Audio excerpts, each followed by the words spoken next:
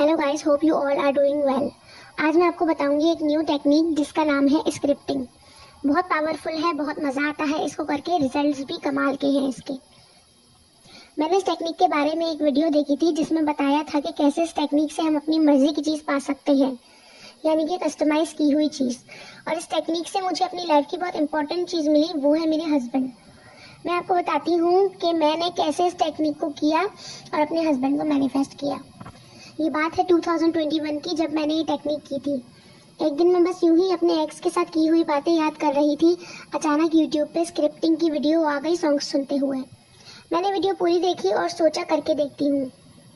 मैं इसके मेथड पे एक विजुअल वीडियो अलग से बना दूंगी ताकि आप लोग ट्राई करो तो ईजिली समझ आ जाए। मैं घर में अकेली थी उस दिन। मैंने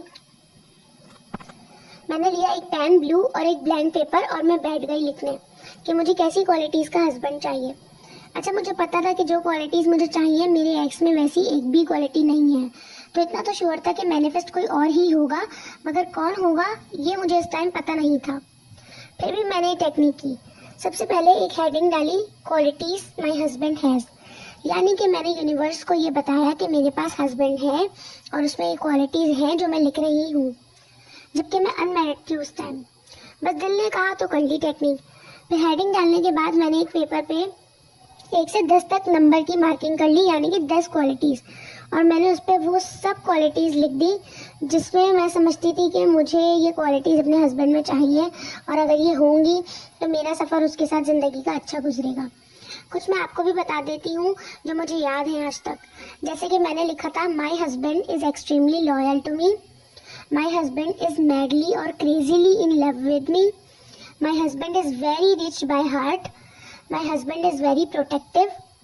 My husband is very supportive.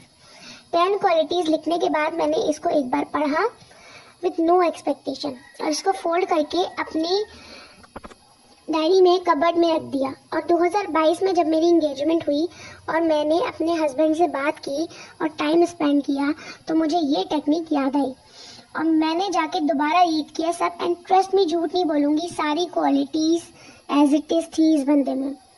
मुझे बहुत ज़्यादा शौक लगा कि मैंने तो कोई उम्मीद ही नहीं की थी, फिर ऐसा कैसे पॉसिबल हुआ। खैर, आज तक भी मेरे हस्बैंड में मेरी लिखी हुई सारी क्वालिटीज़ मौजूद हैं and I am extremely thankful to god कि मैंने जैसा उनको बताया था उन्होंने वैसा ही इंसान मेरी ज़िंदगी में मेरे लिए भेजा। अच्छा, अब मैं बता दूँ, ये टेक्निक आप किसी भी चीज़ के लिए कर सकते हो, car, dress, person, anything you want. बस ऐसे ही उसमें पहले यूनिवर्स को बताना है कि वो चीज़ तुम्हारे पास है और आई वांट लिखने के बजाय ऐसे लिखना है जैसे उस चीज़ में क्वालिटीज़ ऑलरेडी हैं। देखो, मैंने अपनी टेक्निक में कहीं भी आई वांट यूज़ नहीं किया, I want this, I want that, नहीं। मैंने सिंपल बताया कि ये क्वालिटीज़ हैं मौजूद। सही है। यूनिवर्स को अगर आप ये बताओगे ना कि आई वांट, तो फिर यूनिवर्स होगी कंफ्यूज और टाइम भी लगेगा चीज़ों में। अगर आप सिंपल लिख दोगे कि भाई कॉन्फिडेंस से, जैसे हम किसी अपने फ्रेंड को अपनी कोई बात बताते हैं कि भाई मेरा ये हस्बैंड है, इसमें ये क्वालिटीज़ हैं, बिल्कुल वैसे ही यूनिवर्स को अपने हस्बैंड के बारे में क्वालिटीज़ बतानी है, या जिस भी चीज़ के बारे में आप चाहते हो। कोई आपका फेवरेट ड्रेस हो गया, कोई आपकी फेवरेट कार हो गई, कोई आपका फेवरेट बैग हो गया, कुछ भी, एवरीथिंग जो आपको चाहिए उसकी क्वालिटीज़ आप लिख सकते हो। ठीक है। अच्छा, मुझे तकरीबन 6 मंथ से ज़्यादा लगे इस टेक्निक के रिजल्ट्स को मिलने में, यानी कि आप इसको लॉन्ग टर्म गोल्स के लिए भी यूज़ कर सकते हो। और स्क्रिप्टिंग का मतलब बस क्वालिटीज़ लिखना नहीं है, इसका मतलब है आप अपनी फेवरेट चीज़ के साथ जो मोमेंट्स, जो खुशियाँ चाहते हो वो लिख दो, एक सीन की तरह बिल्कुल एंजॉय करके, जैसे एक स्टोरी लिख रहे होते ना।